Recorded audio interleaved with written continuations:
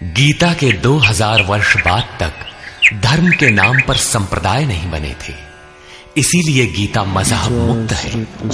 उस समय विश्व मनीषा में एक ही शास्त्र गूंज रहा था, उपनिषद सार गीता, मोक्ष और समृद्धि का स्रोत गीता। शास्त्र पढ़ने की अपेक्षा उसका श्रवण अधिक लाभदायक है, क्योंकि उच्चारण की शुद्धता इत्यादि में एकाग्रता बंट जाती है। इसीलिए सरल भाषा में रूपांतरित यथार्थ गीता की ये कैसेट आपकी सेवा में प्रस्तुत है। इनके श्रवण से बच्चे बच्चे में, पास पड़ोस में परमात्मा के शुभ संस्कारों का संचार होगा। आपके घर आंगन का वायुमंडल भी तपोभूमि सा सुरभित हो उठेगा।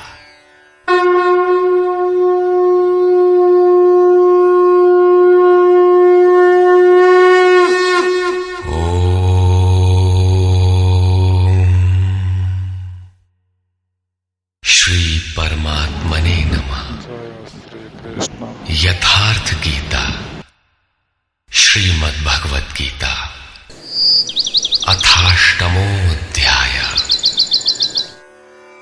7वें अध्याय के अंत में योगेश्वर श्री कृष्ण ने कहा कि पुण्य कर्म अर्थात नियत कर्म आराधना को करने वाले योगी संपूर्ण पापों से छूटकर उस व्याप्त ब्रह्म को जानते हैं।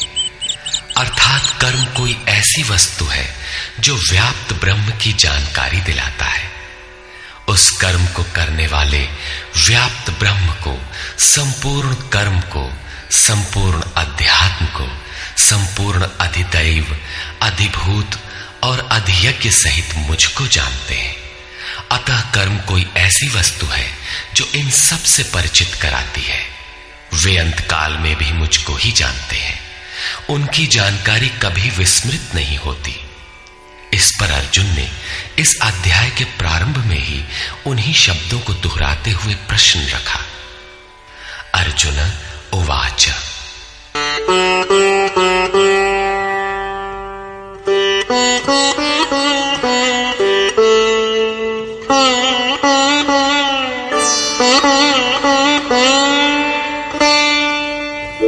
किं तद्ब्रह्म किमध्यात्मम् किं कर्म पुरुषोत्तम अधिभूतं च किं प्रोक्तम् अधिदैवं किमुच्यते।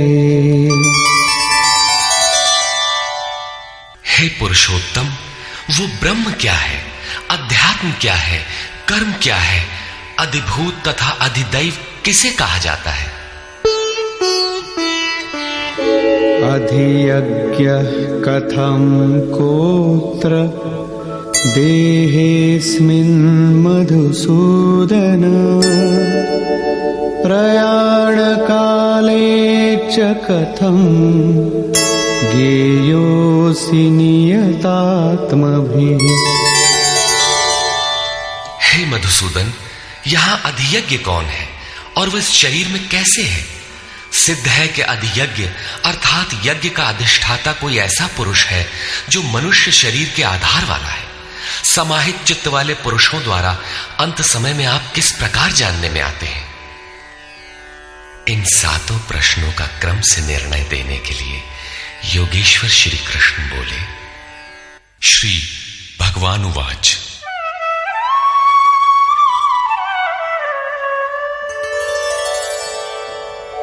अक्षरं ब्रह्म परमं स्वभावोऽध्यात्ममुच्यते भूतभावोद्भवकरो विसर्गः कर्म संज्ञितः। अक्षरम ब्रह्म परमम, जो अक्षय है, जिसका क्षय नहीं होता, वही परम ब्रह्म है। स्वभावः अध्यात्मम उच्यते, स्वयं में स्थिर भाव ही अध्यात्म अर्थात आत्मा का आधिपत्य है। इससे पहले सभी माया के आधिपत्य में रहते हैं, किंतु जब स्वभाव अर्थात स्वरूप में स्थिर भाव अर्थात स्वयं में स्थिर भाव मिल जाता है तो आत्मा का ही आधिपत्य उसमें प्रवाहित हो जाता है। यही अध्यात्म है, अध्यात्म की पराकाष्ठा है। भूत भावोद्भव करा, भूतों के वे भाव जो कुछ न कुछ उद्भव करते हैं, अर्थात प्राणियों के वे संकल्प जो भले अथवा बुरे संस्कारों की संरचना करते हैं, उनका विसर्ग अर्थात विसर्जन, उनका मिट जाना ही कर्म की पराकाष्ठा है। यही संपूर्ण कर्म है जिसके लिए योगेश्वर ने कहा था, वो संपूर्ण कर्म को जानता है। वहां कर्म पूर्ण है, आगे आवश्यकता नहीं है। नियत कर्म, इस अवस्था में जबकि भूतों के वे भाव जो कुछ न कुछ रचते हैं, भले अथवा बुरे संस्कार संग्रह करते हैं, बनाते हैं, वे जब सर्वथा शांत हो जाएं, यही कर्म की संपूर्णता है। इसके आगे कर्म करने की आवश्यकता नहीं रह जाती। अतः कर्म कोई ऐसी वस्तु है जो भूतों के संपूर्ण संकल्पों को, जिनसे कुछ न कुछ संस्कार बनते हैं, उनका शमन कर देती है। कर्म का अर्थ है आराधना, चिंतन, जो यज्ञ में है। अधिभूतं क्षरो भावः पुरुषश्चाधिदैवतम् अधियज्ञोऽहमेवात्र देहे देहभृतां वर।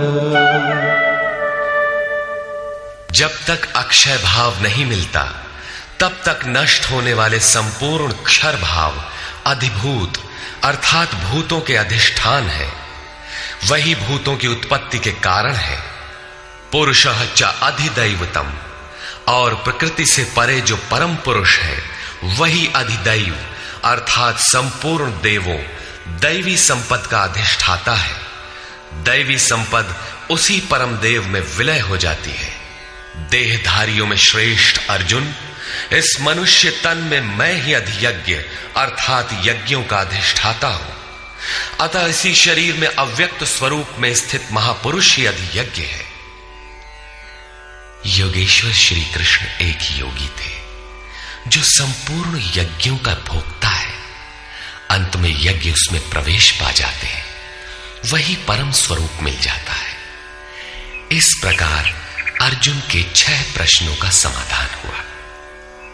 अब अंतिम प्रश्न कि अंत काल में कैसे आप जानने में आते हैं जो कभी विस्मृत नहीं होते।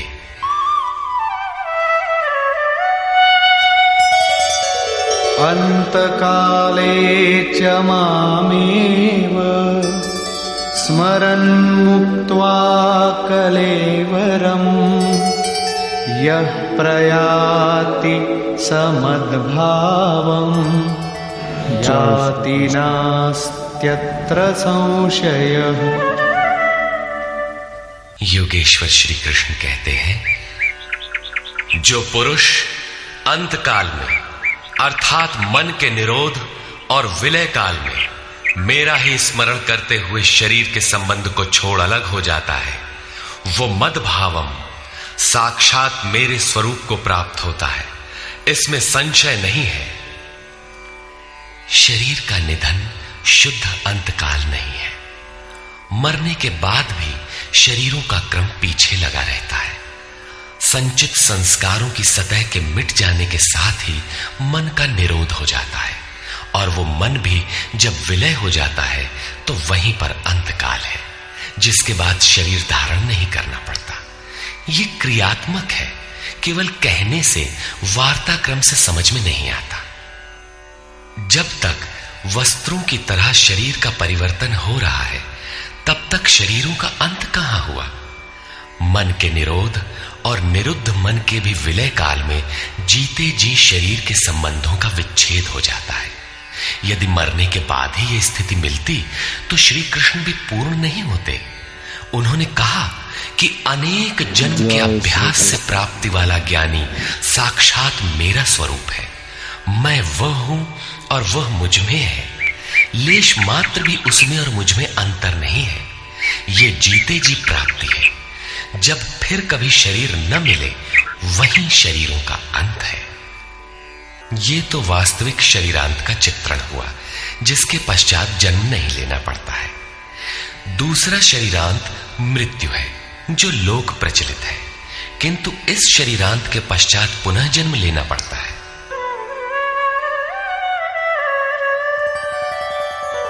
यं यं वापि स्मरन् भावं त्यजत्यन्ते कलेवरम् तं तमेवैति कौन्तेय सदा तद्भावभावितः।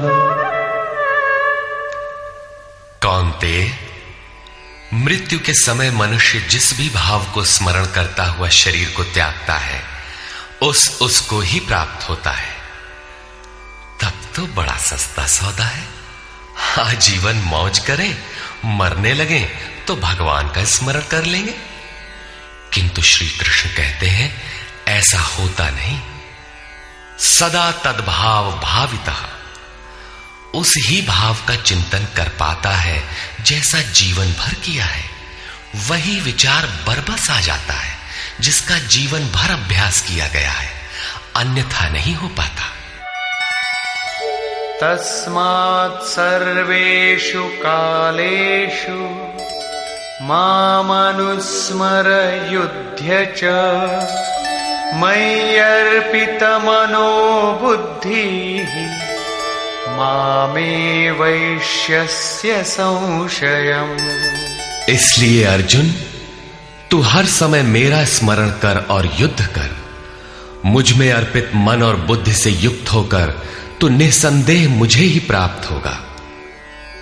निरंतर चिंतन और युद्ध एक साथ कैसे संभव है? हो सकता है कि निरंतर चिंतन और युद्ध का यही स्वरूप हो कि जय कन्हैया लाल की, जय भगवान की कहते रहें और बाण चलाते रहें। किंतु स्मरण का स्वरूप अगले श्लोक में स्पष्ट करते हुए योगेश्वर कहते हैं,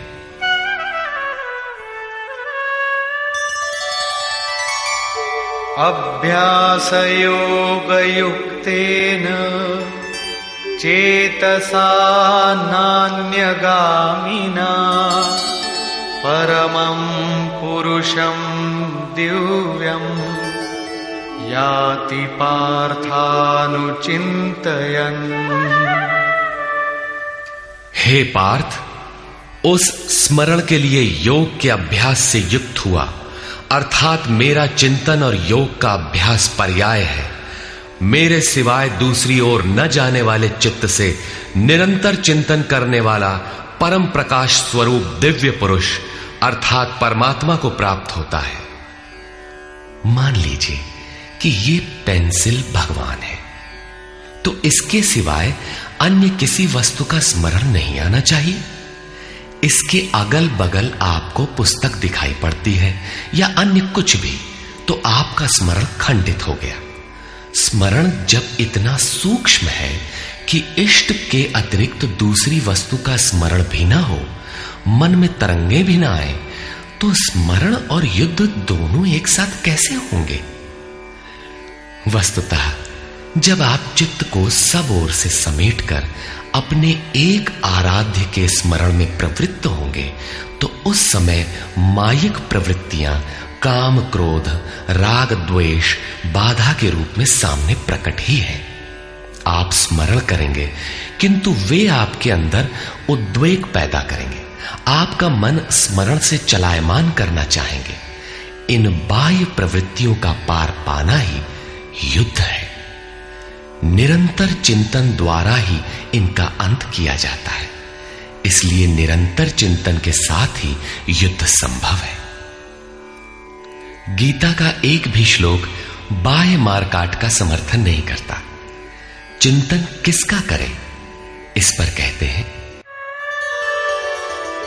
कविं पुराणमनुशासितारम् अणोरणीयां समनुस्मरेत्यः सर्वस्य धातारमचिन्त्य रूपम् आदित्यनाथं दैत्यवर्णं तमस परस्तात्। उस युद्ध के साथ वो पुरुष सर्वज्ञ, अनादि, सबके नियंता, सूक्ष्म से भी अति सूक्ष्म, सबके धारण पोषण करने वाले किंतु अचिंत्य, अर्थात जब तक चित्त और चित्त की लहर है तब तक वो दिखाई नहीं देता, चित्त के निरोध और विलय काल में ही जो विदित होता है, नित्य प्रकाश स्वरूप और अविद्या से परे उस परमात्मा का स्मरण करता है। पीछे बताया मेरा चिंतन करता है, यहां कहते हैं परमात्मा का। अतः उस परमात्मा के चिंतन अर्थात ध्यान का माध्यम तत्व स्थित महापुरुष है। इसी क्रम में प्रयाण काले मनसाचलेन भक्त्या युक्तो योग बलेन चैव भ्रुवोर्मध्ये प्राणमावेश्य सम्यक् सतं परं पुरुषमुपैति दिव्यम्।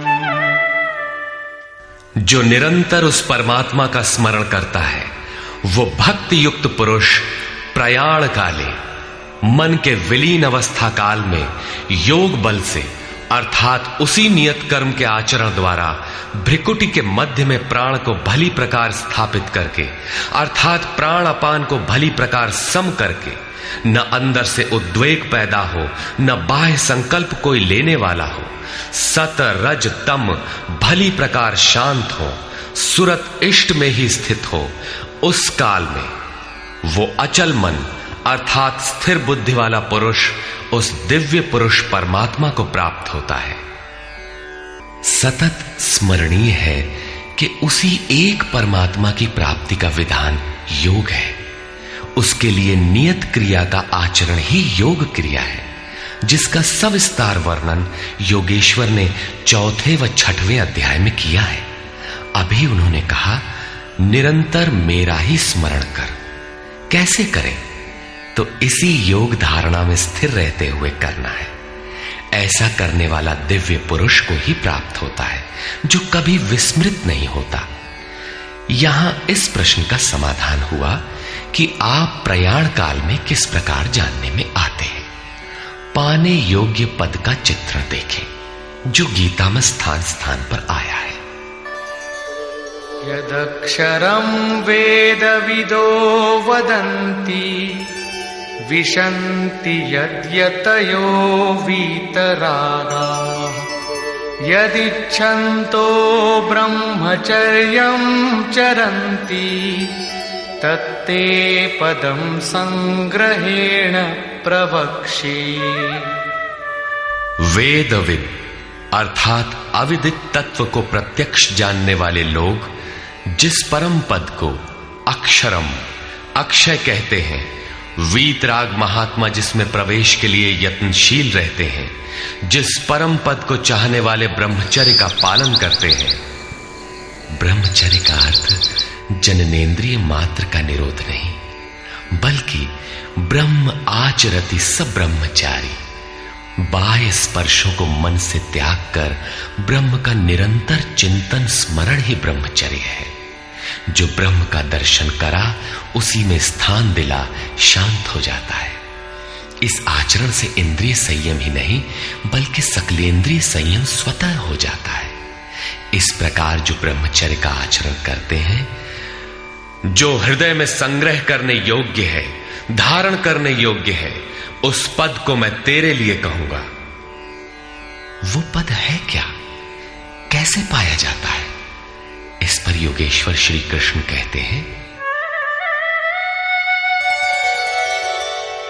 सर्वद्वाराणि संयम्य मनोहृदि निरुध्य च मूर्ध्याधायात्मनः प्राणम् आस्थितो योगधारणा।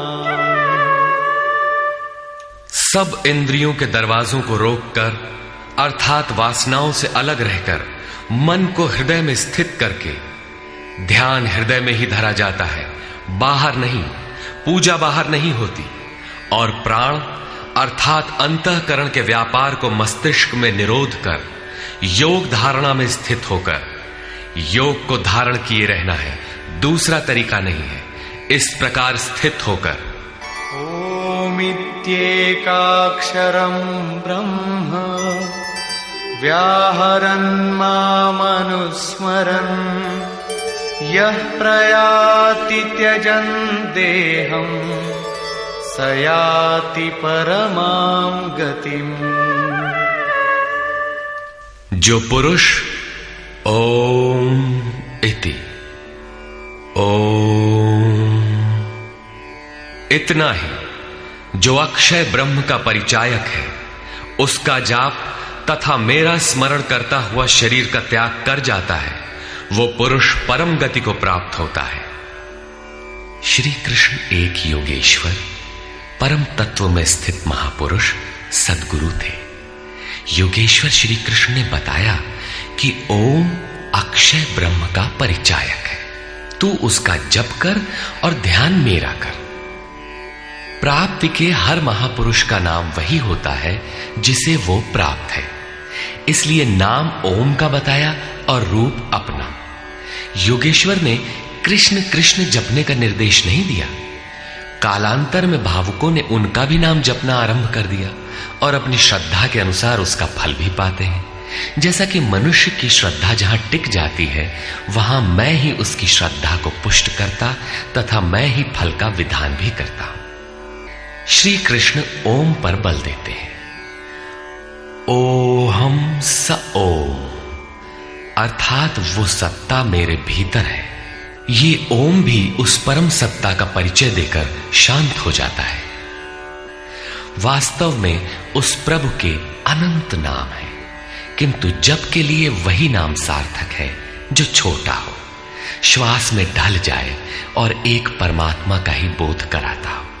उससे भिन्न अनेक देवी देवताओं की अविवेकपूर्ण कल्पना में उलझाकर लक्ष्य से दृष्टि न हटाते। प्रारंभिक साधक नाम तो जपते हैं, किंतु महापुरुष के स्वरूप का ध्यान करने में हिचकते हैं। वे अपनी अर्जित मान्यताओं का पूर्वाग्रह छोड़ नहीं पाते। वे किसी अन्य देवता का ध्यान करते हैं जिसका योगेश्वर श्री कृष्ण ने निषेध किया है। अतः पूर्ण समर्पण के साथ किसी अनुभवी महापुरुष की शरण लें। पुण्य पुरुषार्थ सबल होते ही कुतर्कों का शमन और यथार्थ क्रिया में प्रवेश मिल जाएगा। योगेश्वर श्री कृष्ण के अनुसार इस प्रकार ओम के जप और परमात्म स्वरूप सद्गुरु के स्वरूप का निरंतर स्मरण करने से मन का निरोध और विलय हो जाता है और उसी क्षण शरीर के संबंध का त्याग हो जाता है। केवल मरने से शरीर पीछा नहीं छोड़ता। अनन्यचेता सततम यो मां स्मरति नित्यशः तस्याहं सुलभः पार्थ नित्ययुक्तस्य योगिनः। मेरे अतिरिक्त और कोई चित्त में है ही नहीं। उस अन्य किसी का चिंतन न करता हुआ अर्थात अनन्य चित्त से स्थिर हुआ जो अनवरत मेरा स्मरण करता है, उस नित्य मुझसे युक्त योगी के लिए मैं सुलभ हूं। आपके सुलभ होने से क्या मिलेगा? मामुपेत्य पुनर्जन्म दुःखालयम शाश्वतम् नाप्नुवन्ति महात्मानः संसिद्धिं परमां गताः। मुझे प्राप्त कर वे दुखों के स्थान स्वरूप क्षणभंगुर पुनर्जन्म को प्राप्त नहीं होते, बल्कि परम सिद्धि को प्राप्त होते हैं। अर्थात मुझे प्राप्त होना अथवा परम सिद्धि को प्राप्त होना एक ही बात है। केवल भगवान ही ऐसे हैं जिन्हें पाकर उस पुरुष का पुनर्जन्म नहीं होता। फिर पुनर्जन्म की सीमा कहां तक है? आब्रह्म भुवनाल्लोकाः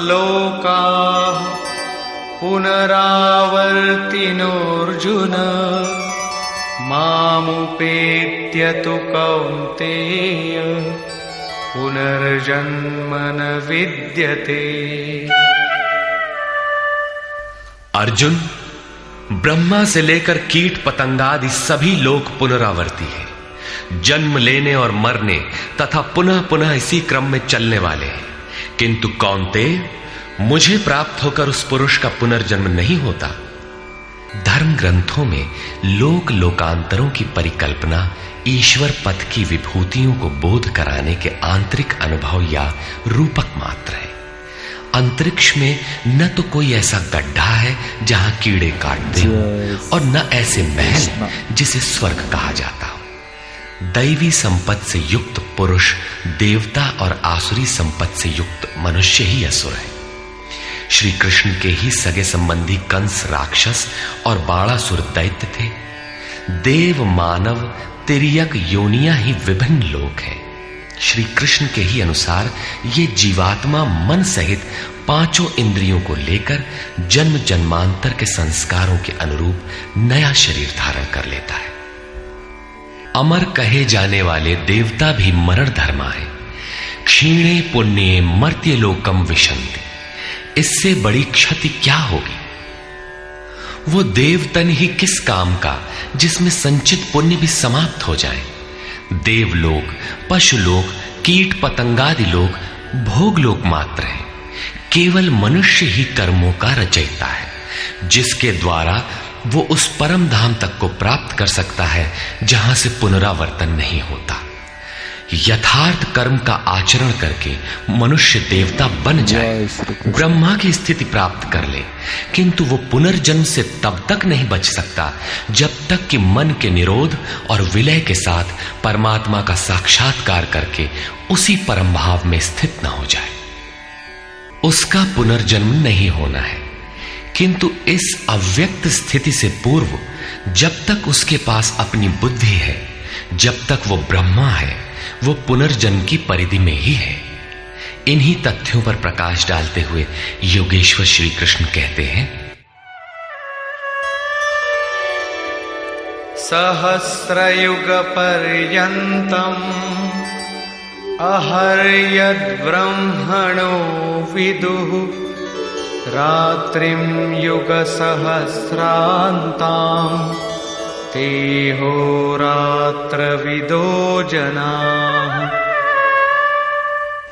जो 1000 चतुर्युगों की ब्रह्मा की रात्रि और 1000 चतुर्युगों के उसके दिन को साक्षात जानते हैं, वे पुरुष समय के तत्व को यथार्थ जानते हैं।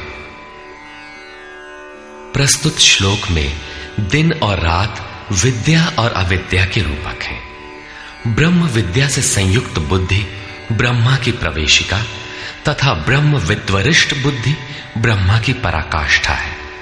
विद्या से संयुक्त बुद्धि ही ब्रह्मा का दिन है। जब विद्या कार्यरत होती है उस समय योगी स्वरूप की ओर अग्रसर होता है। अंतःकरण की सहस्रों प्रवृत्तियों में ईश्वरीय प्रकाश का संचार हो उठता है। इस प्रकार अविद्या की रात्रि आने पर अंतःकरण की सहस्रों प्रवृत्तियों में माया का द्वंद्व प्रवाहित होता है। प्रकाश और अंधकार की यहीं तक सीमा है। इसके पश्चात न तो अविद्या रह जाती है और न विद्या ही। वो परम तत्व परमात्मा विदित हो जाता है। जो इसे तत्व से भली प्रकार जानते हैं वे योगी जन काल के तत्व को जानने वाले हैं कि कब अविद्या की रात होती है, कब विद्या का दिन आता है, काल का प्रभाव कहां तक है अथवा समय कहां तक पीछा करता है। प्रारंभिक मनीषी अंतःकरण को चित्त अथवा कभी कभी केवल बुद्धि कहकर संबोधित करते थे। कालांतर में अंतःकरण का विभाजन मन, बुद्धि, चित्त और अहंकार की 4 प्रमुख वृत्तियों में किया गया। वैसे अंतःकरण की प्रवृत्तियां अनंत हैं। बुद्धि के अंतराल में ही अविद्या की रात्रि होती है और उसी बुद्धि में विद्या का दिन भी होता है। यही ब्रह्मा की रात्रि और दिन है। जगत रूपी रात्रि में सभी जीव अचेत पड़े हैं। प्रकृति में विचरण करती हुई उनकी बुद्धि उस प्रकाश स्वरूप को नहीं देख पाती, किंतु योग का आचरण करने वाले योगी इससे जग जाते हैं। वे स्वरूप की ओर बढ़ते हैं। जैसा कि गोस्वामी तुलसीदास ने रामचरितमानस में लिखा है, कबहु दिवस मह निबिड़तम, कबहुक प्रकट पतंग, बिन सई उपजई ज्ञान जिमि, पाई कुसंग सुसंग। विद्या से संयुक्त बुद्धि कुसंग पाकर अविद्या में परिणत हो जाती है। पुनः सुसंग से विद्या का संचार उसी बुद्धि में हो जाता है। ये उतार चढ़ाव पूर्ति पर्यंत लगा रहता है। पूर्ति के पश्चात न बुद्धि है न ब्रह्मा, न रात रहती है न दिन। यही ब्रह्मा के दिन रात का रूपक है। न हजारों साल की लंबी रात होती है, न हजारों चतुर्युग का दिन ही होता है, और न कहीं कोई चार मुंह वाला ब्रह्मा ही है। बुद्धि की उपर्युक्त चार क्रमिक अवस्थाएं ही ब्रह्मा के चार मुख और अंतःकरण की चार प्रमुख प्रवृत्तियां ही उनके चतुर्युग हैं। रात और दिन इन्हीं प्रवृत्तियों में होते हैं। जो पुरुष इसके भेद को तत्व से जानते हैं, वे योगी जन काल के भेद को जानते हैं कि काल कहां तक पीछा करता है और कौन पुरुष काल से भी अतीत हो जाता है। रात्रि और दिन, अविद्या और विद्या में होने वाले कार्य को योगेश्वर श्री कृष्ण स्पष्ट करते हैं।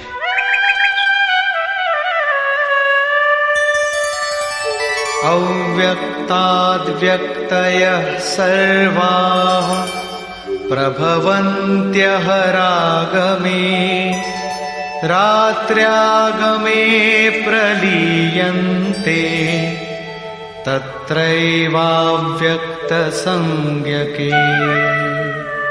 ब्रह्मा के दिन के प्रवेश काल में अर्थात विद्या, दैवी संपत्ति के प्रवेश काल में संपूर्ण प्राणी अव्यक्त बुद्धि में जागृत हो जाते हैं, और रात्रि के प्रवेश काल में उसी अव्यक्त अदृश्य बुद्धि में जागृति के सूक्ष्म तत्व अचेत हो जाते हैं। वे प्राणी अविद्या की रात्रि में स्वरूप को स्पष्ट देख नहीं पाते, किंतु उनका अस्तित्व रहता है। जागृत होने और अचेत होने का माध्यम यह बुद्धि है, जो सब में अव्यक्त रहती है, दृष्टिगोचर नहीं है। भूतग्रामः स एवायम्, भूत्वा भूत्वा प्रलीयते, रात्र्यागमे वशः पार्थ, प्रभवत्यः रागमे। हे पार्थ, सब प्राणी इस प्रकार जागृत होकर, प्रकृति से विवश होकर अविद्या रूपी रात्रि के आने पर अचेत हो जाते हैं। वे नहीं देख पाते कि हमारा लक्ष्य क्या है। दिन के प्रवेश काल में वे पुनः जागृत हो जाते हैं। जब तक बुद्धि है तब तक इसके अंतराल में विद्या और अविद्या का क्रम चलता रहता है, तब तक वो साधक ही है। परस्तस्मात्तु भावोऽन्यो, व्यक्तो व्यक्तात् सनातनः, यः सः सर्वेषु भूतेषु नश्यत्सु न विनश्यति। एक तो ब्रह्मा अर्थात बुद्धि अव्यक्त है, इंद्रियों से दिखाई नहीं पड़ती, और इससे भी परे सनातन अव्यक्त भाव है, जो भूतों के नष्ट होने पर भी नष्ट नहीं होता। अर्थात विद्या में सचेत और अविद्या में अचेत, दिन में उत्पन्न और रात्रि में विलीन भावों वाले अव्यक्त ब्रह्मा के भी मिट जाने पर वो सनातन अव्यक्त भाव मिलता है, जो नष्ट नहीं होता। बुद्धि में होने वाले उक्त दोनों उतार चढ़ाव जब मिट जाते हैं, तब सनातन अव्यक्त भाव मिलता है, जो मेरा परम धाम है। जब सनातन अव्यक्त भाव प्राप्त हो गया तो बुद्धि भी उसी भाव में रंग जाती है, उसी भाव को धारण कर लेती है। इसलिए वो बुद्धि स्वयं तो मिट जाती है और उसके स्थान पर सनातन अव्यक्त भाव ही शेष बचता है।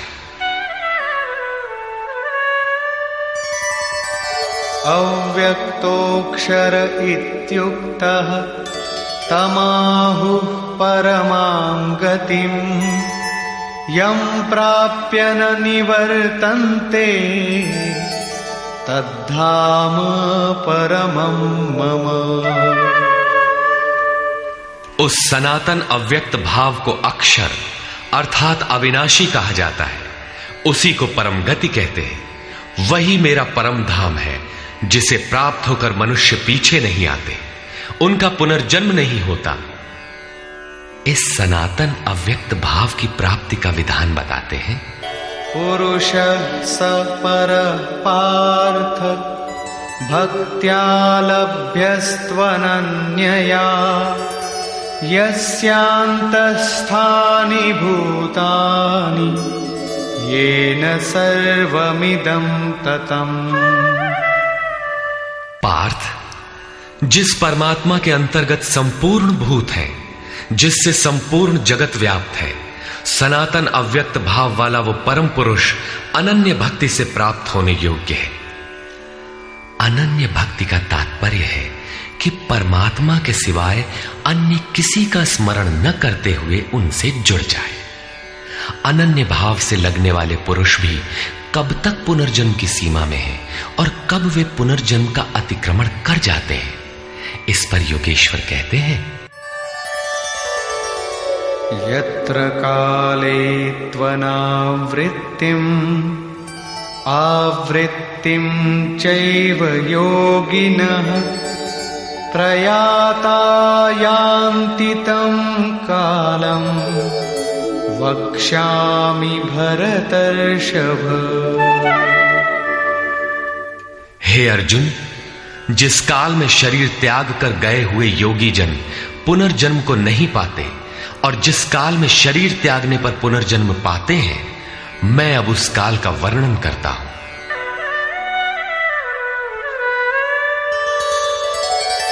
अग्निर्ज्योतिरः शुक्लः षण्मासा उत्तरायणम् तत्र प्रयाता गच्छन्ति ब्रह्मविदो जनाः। शरीर संबंध का त्याग करते समय जिसके समक्ष ज्योतिर्मय अग्नि जल रहा हो, दिन का प्रकाश फैला हो, सूर्य चमक रहा हो, शुक्ल पक्ष का चंद्र बढ़ रहा हो, उत्तरायण का निरभ्र और सुंदर आकाश हो, उस काल में प्रयाण करने वाले ब्रह्मवेत्ता योगी जन ब्रह्म को प्राप्त होते हैं।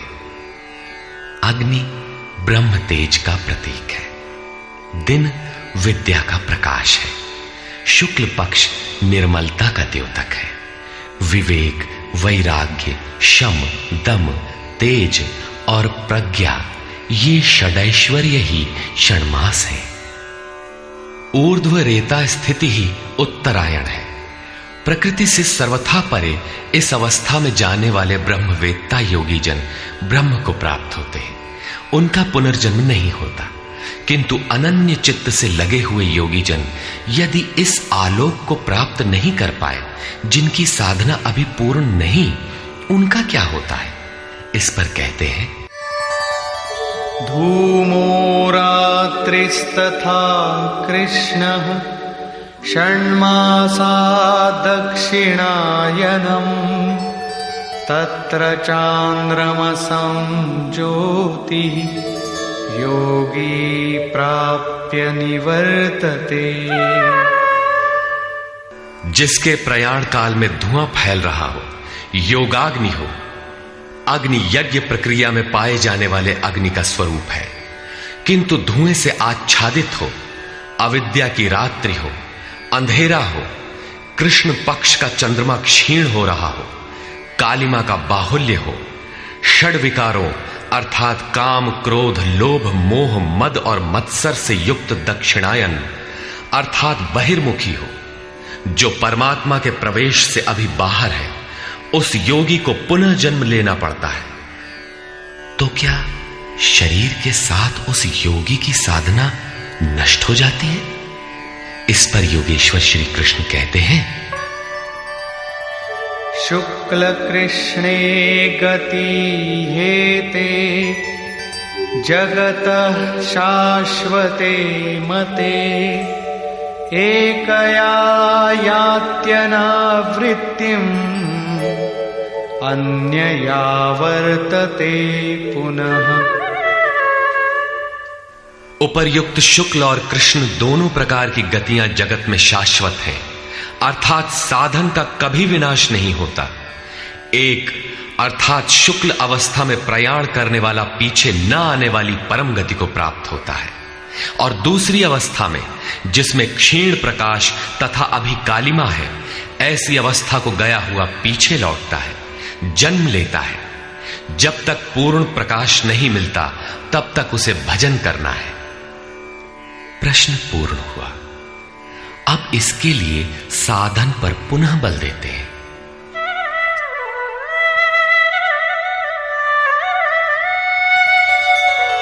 नैते स्मृति पार्थ जानन् योगी मुह्यति कश्चन तस्मात् सर्वेषु कालेषु योगयुक्तो भवार्जुन।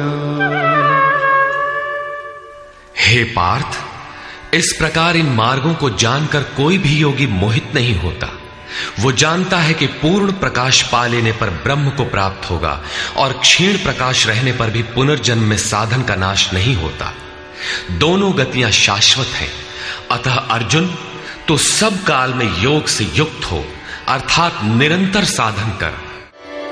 वेदेषु यज्ञेषु तपस्सु चैव दानेषु यत् पुण्यफलं प्रदिष्टम् अत्येति तत्सर्वमिदं विदित्वा योगी परं स्थानमुपैति चाद्यम्।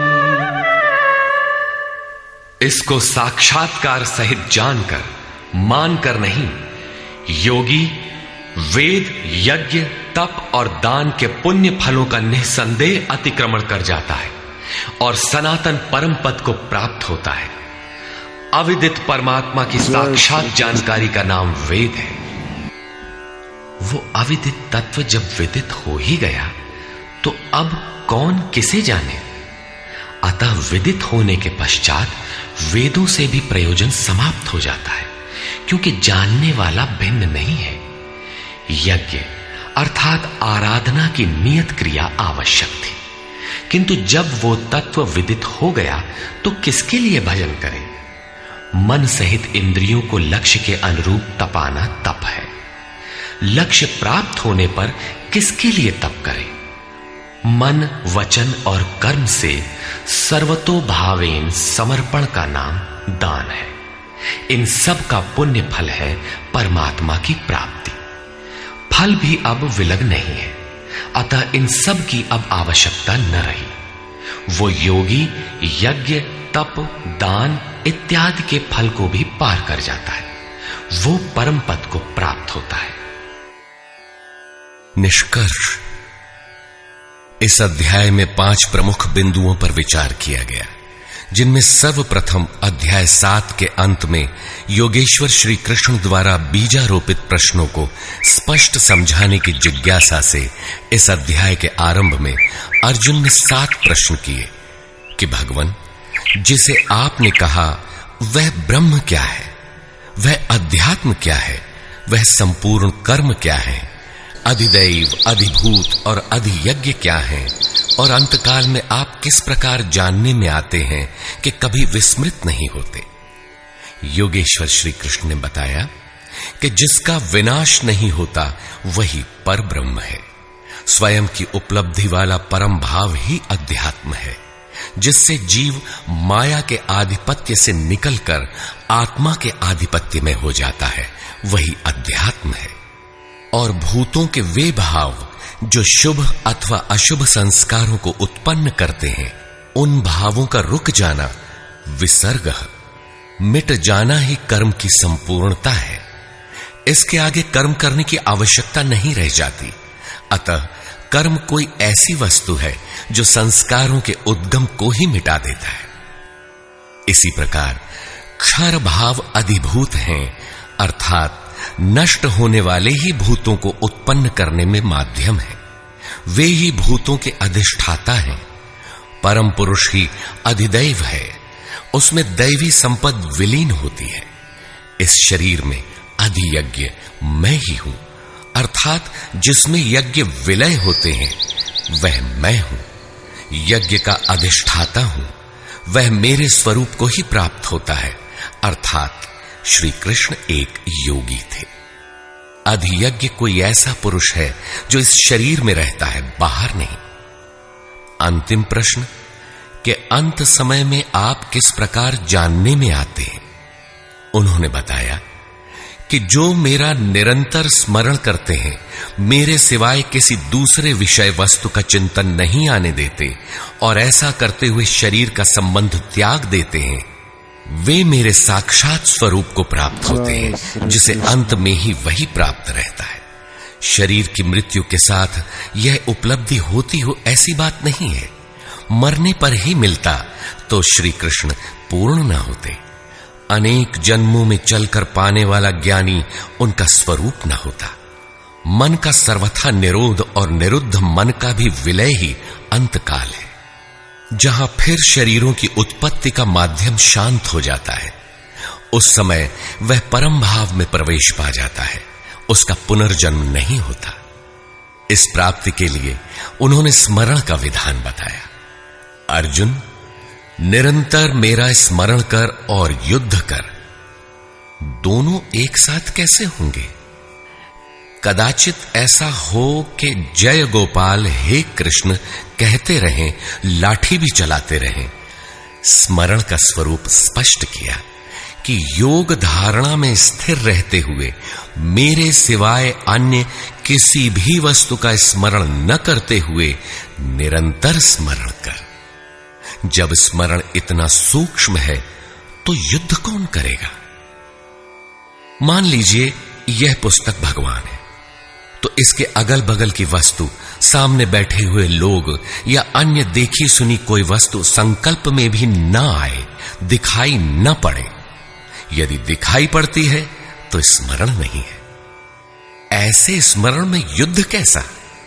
वस्तुतः जब आप इस प्रकार निरंतर स्मरण में प्रवृत्त होंगे तो उसी क्षण युद्ध का सही स्वरूप खड़ा होता है।